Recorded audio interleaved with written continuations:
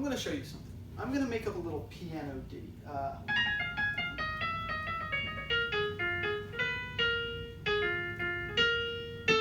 Whatever, doesn't need to be good. I could take that to the US Copyright Office and I could get a copyright on that. The Sonny Bono Copyright Extension Act of 1998 says that that would last until I died and then 70 years after. So if I died right now, okay, I did. If I had died right then, the copyright would have lasted until about 29. Now suppose with me that Shrek movies are released on a constant rate. Shrek 20 would be released before the copyright on that ran out. But I didn't die right then. In fact, the CDC predicted that. The CDC says that the average life expectancy for an American male is 76.4 years. I am 17, so I will die in about 60 years. Cool, awesome. Suppose I live that long and full and average life and die. The copyright on that tune would last until 2149, or around the time that Shrek 33 was released. Most of us use copyrighted works like that hypothetical one all the time in our daily life. I listen to music, I watch movies, I use social media. We all do. It's a casual part of American life. But copyright law hasn't kept up with those additions. Copyright law hasn't changed much over the last 20 years to reflect the digital age. It isn't up to date, and it's unnecessary for the goals it tries to achieve. We need wide-scale copyright reform. The Sonny Bono Copyright Extension Act was signed into law in 1998, about a year before All-Star was released to the public ear. I bring up All-Star because I want to show it's a fundamental part of the internet culture we now understand. It's been memed to death, and then memed to death some more, and then memed another time just for good luck, you know? It's been remixed the same amount. Millions of people have seen it, and I doubt many of them have paid a single penny to hear it.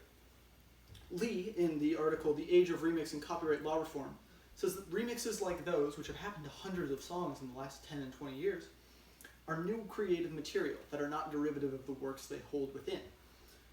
Currently, the copyright law disagrees. It says, no, you are a direct replica of the thing you are, even if the remix has new ideas, which is the normal basis for a creative work.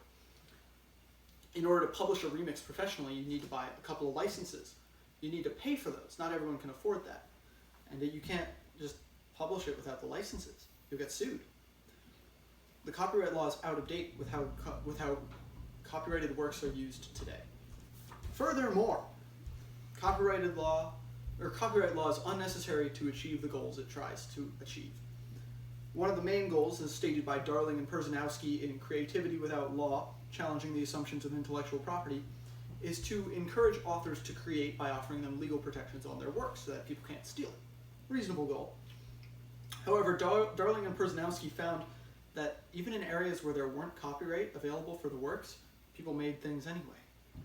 Online content, tattoos, and stand-up comedy all barely have any copyright protections on them, but people still make things anyway. Furthermore, according to Lee, McGarvey, and Moser in Dead Poets Property, How Does Copyright Influence Price, and according to Flynn, Giblin, and Petit-Jean in What Happens When Books Enter Public Domain, Testing Copyrights Under Use Hypothesis, the law fails to encourage the distribution of works. Lee, McGarvey, and Moser found that for the works of dead authors, revenue goes to production companies, rather than to the family of the author like the law intends.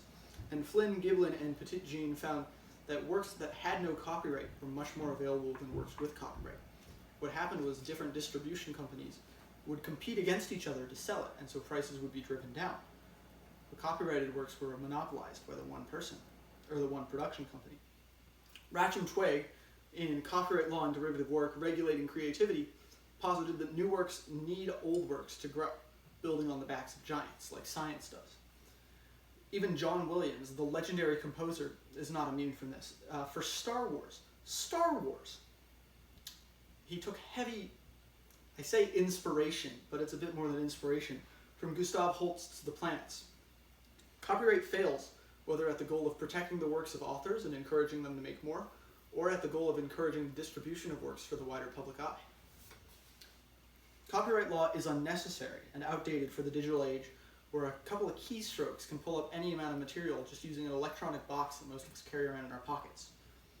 In order to ensure continued creative growth and building on the backs of those giants, please contact your government representative and tell them that you support widespread copyright reform that fits the modern age.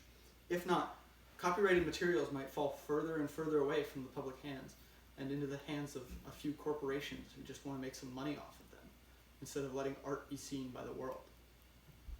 Thank you.